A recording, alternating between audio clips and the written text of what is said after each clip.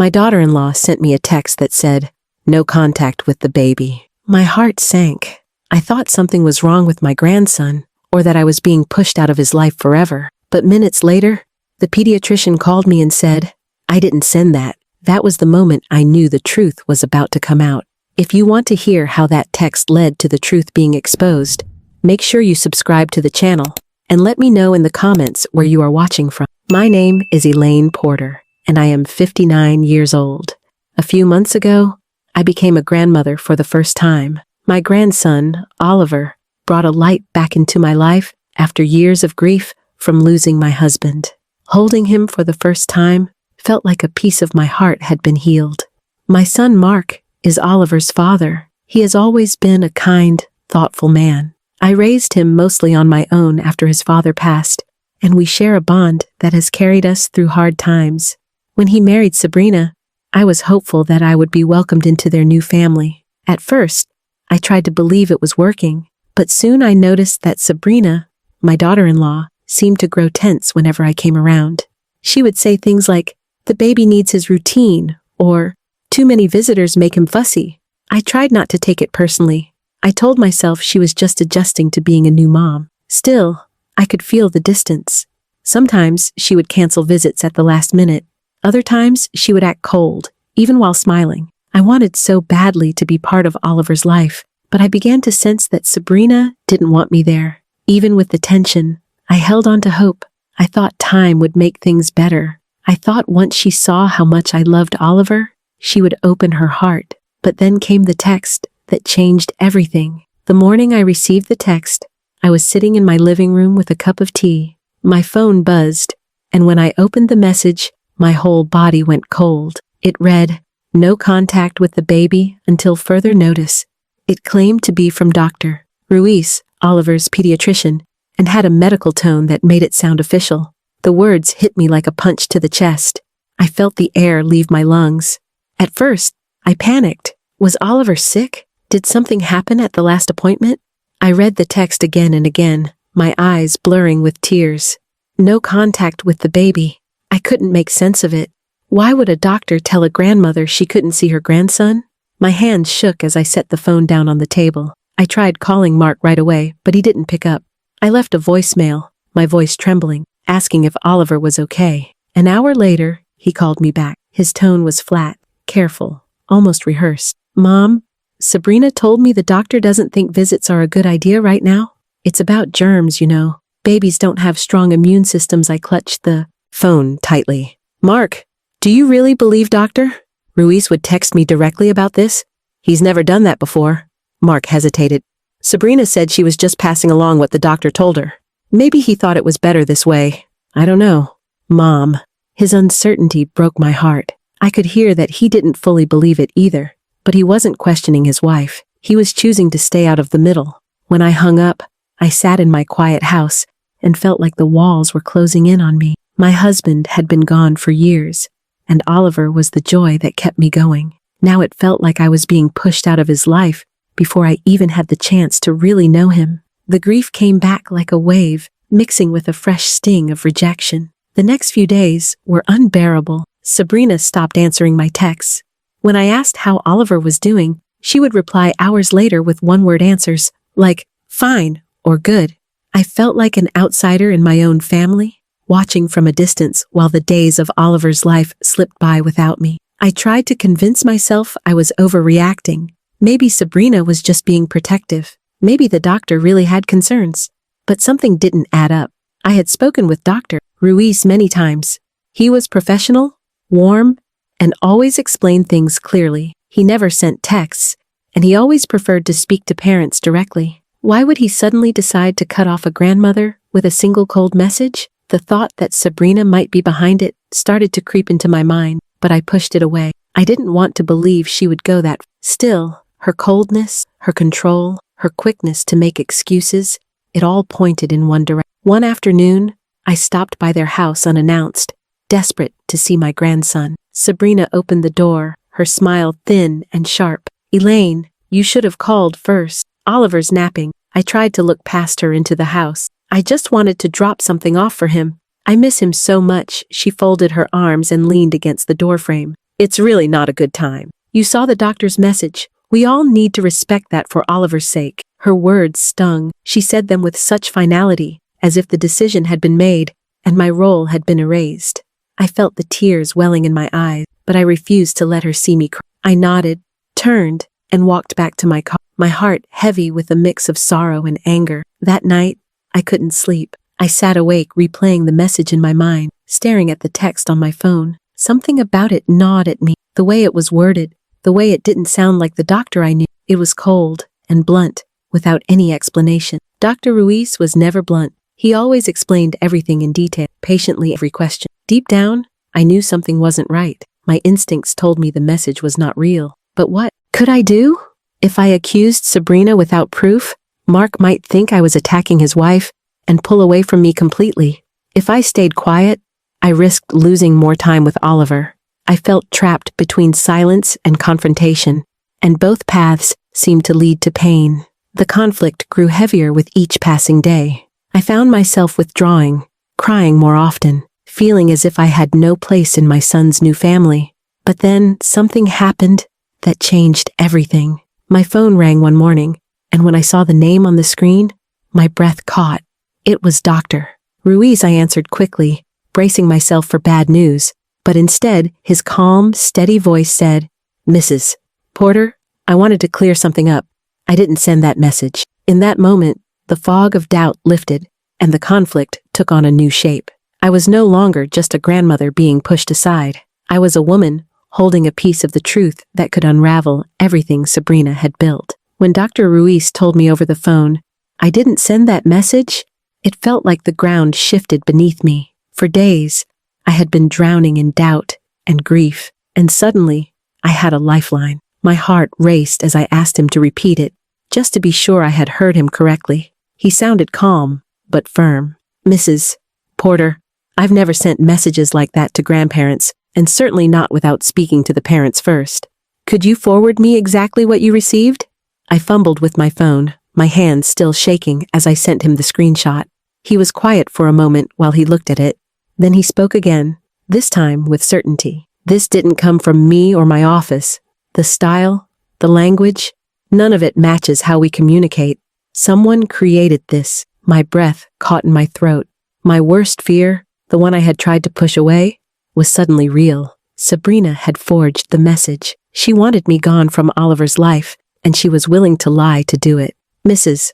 Porter," Dr. Ruiz continued, "I'll prepare a written statement for you. It will go on record that this message is not from me. I want to make sure you have something clear if this becomes a family matter." Tears filled my eyes, but this time they weren't only from pain, they were from relief. Someone believed me. Someone saw the truth. "Thank you, doctor," I whispered. "You don't know how much this means to me." When I hung up the phone, I sat in my living room staring at the screen, the fake text still glaring back at me. A part of me wanted to call Mark immediately, to shout the truth, and demand he see what Sabrina had done, but I stopped myself. If I rushed in fueled by anger, he might retreat to his usual silence or side her out of fear of.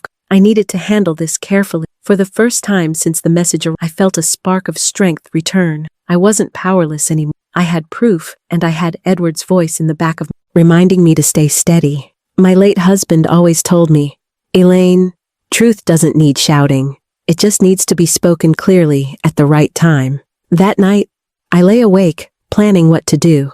The easiest option would have been to keep the peace, to hold on to the statement and say nothing, to wait until Sabrina slipped again. But I thought about Oliver, my grandson.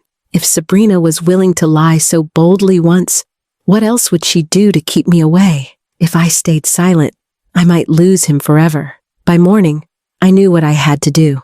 I decided I would confront this head on, but not with shouting or accusations. I would use the truth. I would let Sabrina face the words she could not twist, because they came from the one person she couldn't argue against, the doctor himself. I called Dr. Ruiz back and asked if he could send the statement that day. Within hours, an email arrived with his official letter attached. It was short, simple, and undeniable. The message had not come from him, nor did it reflect any medical advice from his office. Reading it felt like holding a shield. I printed the letter, and kept a copy on my phone as well. Then I called Mark and asked if I could come over that evening. His voice carried the same unease it always did when I asked. "Is something wrong, Mom?" "Yes," I said gently. "Something we need to talk about together." There was a pause. Then he sighed. "All right, come by tonight." As I got ready to go, my nerves returned. I was walking into Sabrina's territory, and I knew she wouldn't back down easily. She had built her control on confidence, on making me feel small. But this time, I carried the truth with me. I wasn't going to be pushed away or gaslighted into silence.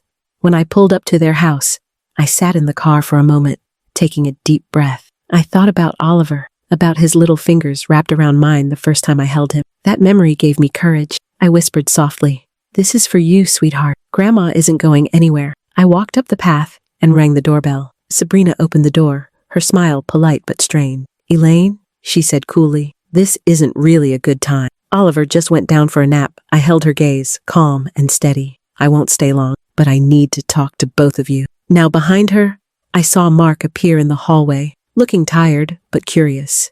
He stepped forward. "What's going on?" I squared my shoulders, feeling the weight of Dr. Ruiz's letter in my bag. This was the moment I had been preparing for. The lies were about to be exposed, and Sabrina's plan to erase me from my grandson's life was about to collapse. I stepped inside their house, and the tension was thick from the start. Sabrina's polite smile tightened the moment I walked past her. Mark motioned toward the living room, and we all sat down. I could feel Sabrina's eyes on me, sharp and watchful, like she was already bracing herself for a fight. I didn't rush. I steadied my breath and folded my hands in my lap. "I came tonight because I need to clear something up," I began. "It's about the message I received last week, the one that said I couldn't have contact with Oliver." Mark's expression tensed. His eyes flicked toward Sabrina, then back to me. "Mom, I told you," Sabrina explained. "The doctor thought it was best." I raised my hand gently to stop him. "Mark, please, let me finish." My voice didn't shake, though inside my heart was pounding. "I spoke to Dr. Ruiz. He told me he never sent that message." The room went still. Mark blinked, caught off guard. Sabrina's posture stiffened. She let out a sharp laugh that didn't reach her eyes. "Maybe you misunderstood him. He's busy, and sometimes things get lost in communication."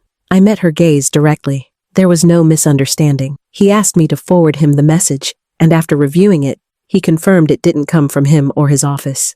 For the first time, I saw her mask slip. Her smile faltered. She shifted in her seat, her fingers tapping against her leg. "That's ridiculous. Who else would have sent it then?" I reached into my bag and placed a folded paper on the coffee table. My hands were steady now. "This is his official statement. He wrote it himself. It says, in clear words, that the message was forged and that no such instruction was ever given." Mark leaned forward immediately, his eyes scanning the letter. His face went pale as he read it. He looked up at Sabrina, confusion and hurt written all over him. "Sabrina, what is this?" Her lips parted, but no words came out. She shook her head, trying to compose herself. "Mark, don't you see what's happening? She's trying to turn you against me. This is exactly what she wants." Mark held up the paper. His voice was sharper now. "This is from Dr. Ruiz. He signed it. Why would he lie? Why would he make a statement if it wasn't true?" Her voice rose, defensive and shaky. "Maybe she pressured him. Maybe she twisted things?"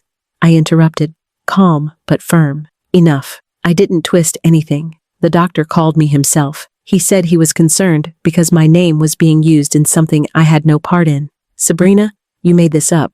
You lied to keep me away from Oliver." Her face flushed red. She stood suddenly, pacing across the room. "You're exaggerating. You don't understand how stressful this has been for me. I'm just trying to protect my son." Mark's voice cracked with frustration. "By lying? By forging a message and blaming the doctor?" He looked at her with eyes I hadn't seen before, eyes that finally saw through her. "You went too far, Sabrina." She stopped pacing and turned to him, her voice desperate. "Mark, I did it for us. Your mom is always here, always inserting herself. I wanted time for just our family. I didn't think it would blow up like this." I felt the sting of her words, but I stayed silent. This was no longer about me defending myself. The truth was doing that for me. Mark shook his head slowly. His voice was low, but every word was heavy. "She's my mother, and Oliver is her grandson. She has every right to be in his life. You don't get to erase her because you feel threatened. Tears welled in Sabrina's eyes, but I could see it wasn't sorrow. It was anger at being caught. She turned away from us, folding her arms tightly. I reached for Mark's hand, my voice soft now. All I've ever wanted is to love Oliver, to be a part of his life. I would never hurt him, and you know that Mark squeezed my hand, his jaw tight. I know, Mom. I should have seen this sooner. He turned back to Sabrina. This isn't okay. If you could lie about this, what else would you lie about? The silence that followed was heavy, but it wasn't mine to carry any. Sabrina had built her wall of control on lies, and it had finally crumbled. She didn't answer. She didn't even try. Mark folded the letter carefully, almost like it was proof of something sacred. This goes on record, he said firmly. If you ever try something like this again, I won't look the other way. Not when it comes to Mom. Not when it comes to Oliver. Sabrina didn't respond. She stormed out of the room, her footsteps echoing down the hall. The sound of a door slamming shut rattled the walls. In that moment, I felt a flood of emotions, relief, sadness, even triumph. The truth had spoken louder than any accusation I could have made. I hadn't needed to scream or beg. I had only needed to stand on what was real. I sat there with my son, both of us quiet. He finally turned to me, his voice softer. I'm sorry, Mom. I should have trusted you. I should have questioned her sooner. I pulled him into a hug, holding him tightly, the way I had when he was little. We can't change what happened, I whispered, but we can make sure it doesn't happen again. For the first time in weeks, I felt the weight lift from my chest. The lie that had been used to push me away had been destroyed. The bond between me, my son, and my grandson had survived, and Sabrina's plan had unraveled completely. After that night, everything in our family shifted. The silence that used to hang between me and Mark began to lift, but the silence between him and Sabrina grew louder. The next morning, I woke up to a message from him. Mom, I want you to see Oliver today. Come by after lunch. My eyes filled with tears as I read it. For days I had feared that I would never hold my grandson again, and now the door to his world had opened once more. When I arrived at the house, Oliver was lying in his crib, wide awake and kicking his little feet. I leaned over and whispered his name, and he turned his head toward my voice with a smile. That small smile undid weeks of pain. I scooped him up, held him close, and felt his warmth against my chest. All the anger, the sleepless nights, the doubt, they faded in that moment. What mattered was that I was here, with him, and nothing Sabrina had tried could change that. Mark stood in the doorway, watching quietly. His face carried a mix of guilt and relief. He missed you, he said softly. I looked at my son, the boy I had raised into a man. And I missed him, I answered, but I knew I had to say more. Mark, I don't blame you for everything, but you can't let silence cost you the people who love you most. That's what almost happened here. He lowered his eyes, nodding. You're right. I didn't want to fight with Sabrina, but I should have stood up sooner. I let her control the story, and I almost lost you in the process. In the days that followed, Sabrina kept her distance. She avoided me completely, hardly even looking at me when I came over. I could see the anger simmering beneath her surface, but it was different now. She no longer held the power she once did. The forged text, the lies, the manipulation, all of it had backfired. She had exposed herself, and the trust she had with Mark had cracked. One evening, after I had spent a few hours with Oliver, I overheard them arguing in the kitchen. Sabrina's voice was sharp, almost panicked. I was just trying to protect our family. Your mother is too involved, Mark. Don't you see how she takes over? Mark's reply was firm, stronger than I had ever heard him speak to her before. No, Sabrina. What I see is that you lied. You forged a message and tried to make me believe it came from a doctor. You tried to erase my mother from Oliver's life. That isn't protecting our family. That's destroying it. His words stayed with me because they weren't just a defense of me. They were proof that he had finally seen through her behavior. It gave me hope that moving forward, my place in Oliver's life would no longer depend on Sabrina's approval, but on the truth of who I was, his grandmother. Still, the weeks that followed were not simple. Trust is not repaired overnight. Mark tried to balance his marriage with his role as a son and father. Sabrina remained cold, but she knew she could not use lies as her weapon anymore. The statement from Dr. Ruiz was still there, clear and undeniable, a record that she had crossed a line. It was her reminder that the truth cannot be buried forever. As for me, I learned a lesson I will never forget. At first, I thought staying quiet was the way to keep the peace, but silence gave power to lies. I nearly lost my place in Oliver's life because I didn't want to rock the boat. It wasn't until the truth came forward, and I chose to act on it, that I finally protected my bond with him. When I hold Oliver now, I don't just feel joy as a grandmother. I feel a sense of victory, not over Sabrina, but over fear. I stood up when it mattered. I trusted my instincts when something felt wrong, and I chose truth over silence. Family should never be built on lies. Love, respect, and honesty are the only things strong enough to last. Sabrina's plan unraveled because it was rooted in deception. What stood firm was the bond between a mother, her son, and her grandson. The greatest lesson I carry is this: people may try to rewrite your place in the family, but the truth has a way of finding its voice, and once it does, no lie can erase it. As I rock Oliver to sleep in my arms, I whisper to him, "Grandma will always be here. No one can take that away." And this time, I believe it with all my heart. If you were moved by this story, make sure to subscribe to my channel for more true stories, and tell me in the comments where you're watching from. I'd love to know.